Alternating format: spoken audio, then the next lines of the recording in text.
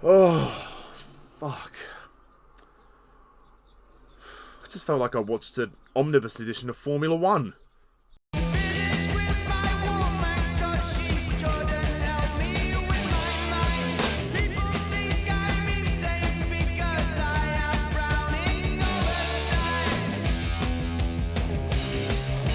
Hello, my fellow YouTubers and subscribers, and welcome to my latest movie review, where today I review Gran Turismo. Not based on the video games, but based on a true story. Yeah, apparently it's based on a player of a video game who got involved in a competition and then actually became a racer. Yeah, that's pretty much the plot. So, Gran Turismo. I didn't know anything about the game. I've never played it. I didn't know anything about this movie. I just saw the trailer and I thought, I've got nothing else to go and see. Fuck it. Based on the unbelievable, inspiring true story of a team of underdogs, a struggling working-class gamer, a failed former race car driver, and an idealistic motorsport exec who risk it all to take on the most elite sport in the world. The movie is directed by Neill Blomkamp and stars David Harbour, Orlando Bloom, and Archie Madekwe. I hope I've pronounced that correctly. So like I said, I knew nothing about the whole concept of Gran Turismo, really. I'm not really into racing. It's not my jam. It's not my thing. I'm not into Formula One or anything like that. Played a couple of racing games, but they're all the same, really, when you think about it. As for this movie, it was fine. Scratch that. It was passable at best. Gran Turismo was not the film I was expecting. First of all, let's start where it starts. That runtime. Nothing needs to be 2 hours 15 minutes, and boy do you feel every minute of those 2 hours and 15 minutes. I got so bored watching this film. Maybe it's because I'm not interested in the subject matter, but I was trying to get involved with it in the first two acts, but it just dragged on for so long. And most of the sequences in this film are very repetitive, despite the fact that this would probably be quite the experience in IMAX.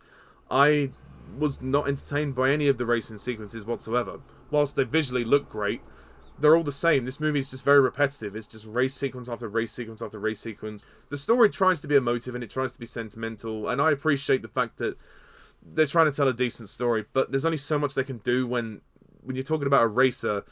You kind of know where the story goes. You know, he gets a lot of success and he wins the competition. He goes into training, becomes very good. Then something happens. Bam! His career's almost over. Does he come back? Blah blah blah blah blah blah blah blah blah blah. So this movie is incredibly generic, incredibly predictable, and just utterly disposable. Don't let the fact that Orlando Bloom is in it convince you, because to be perfectly honest, Orlando Bloom doesn't even look like he wants to be there. Orlando Bloom is getting the paycheck.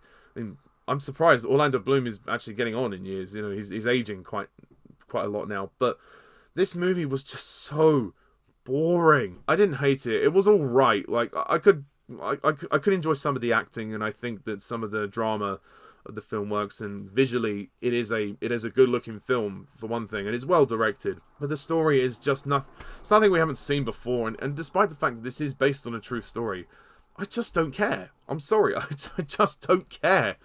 I really don't buy into this whole thing. I think this is a perfectly harmless film. Like there's nothing offensive about it, and I think that it will entertain and delight the fans of the game. And if you're into the actual story of Jan, the race car driver who actually became successful through the game and everything, then you might enjoy this movie. For me, the movie just did nothing for me. Archie Madekwe, who plays Jan, I don't like his acting. I think he's a really wooden actor.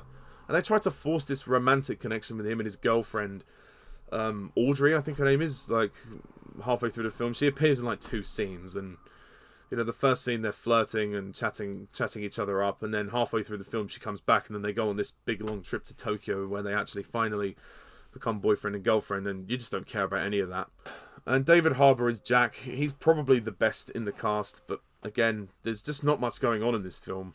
The visual effects are quite good. I do like those moments where we go into the fantasy sequence with Jan, especially like when he's playing the game and then he visualizes himself actually in the race, and then we get the reverse of that later on. There's some nice, neat visual cues for storytelling. And Djimon Hounsou plays Jan's father, and he's good in his brief role that he's in. But there's nothing to say about this movie. From my perspective, there's really not much to say, and I just didn't care for it. I really didn't. I think I actually might have dozed off halfway through. It's too long, it's too cliche, it's too generic. Orlando Bloom doesn't want to be there. I think we'll just say goodbye. So, to round it all off, I'm going to give Gran Turismo... I'll give it a pass at 6 out of 10.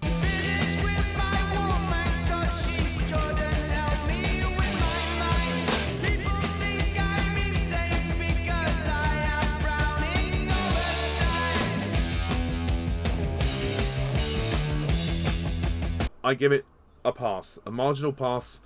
It's fine for who it's aimed for, but I would never watch it again. Let's put it that way. So thank you very much for watching this review. What do you think of the film? Please comment down below. Let me know.